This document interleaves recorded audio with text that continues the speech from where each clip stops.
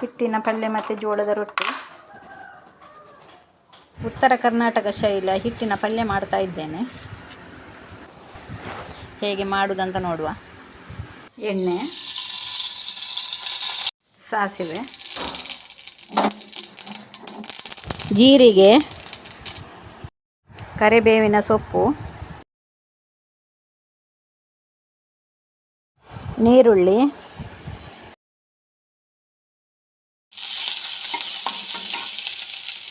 ಹಸಿಮೆಣಸು,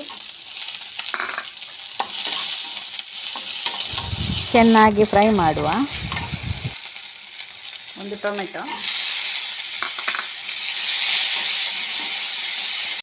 ರುಚಿಗೆ ತಕ್ಕಷ್ಟು ಉಪ್ಪು ಹಾಕ್ತಾ ಇದ್ದೇನೆ. 2 ಚಮಚ ಕಡಲೆ ಹಿಟ್ಟು ಹಾಕ್ತಾ ಇದ್ದೇನೆ.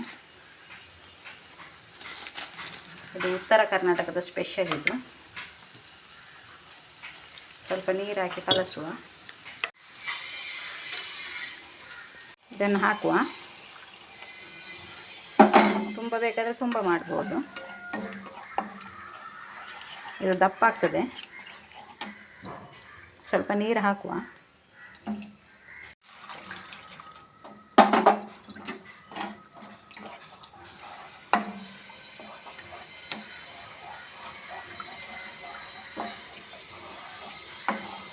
ಇದು ರೊಟ್ಟಿಗೆ, ಚಪಾತಿಗೆಲ್ಲ ತುಂಬ ಒಳ್ಳೆಯದಾಗ್ತದೆ.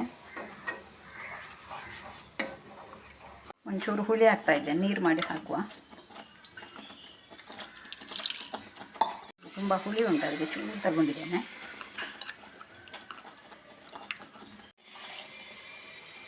ಒಂಚೂರು ಅರಿಶಿನ,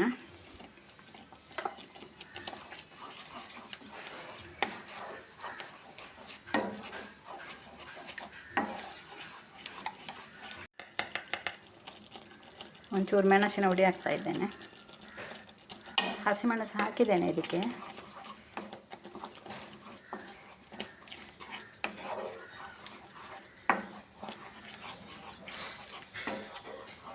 ಸ್ವಲ್ಪ ಕೊತ್ತಂಬರಿ ಸೊಪ್ಪು,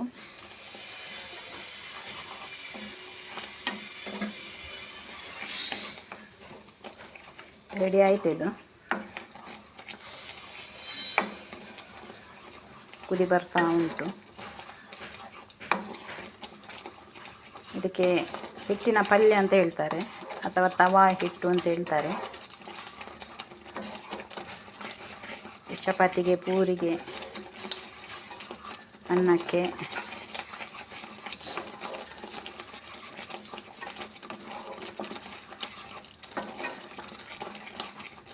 ಆಯ್ತು. ಇದು ಕುದಿ ಬಂತು.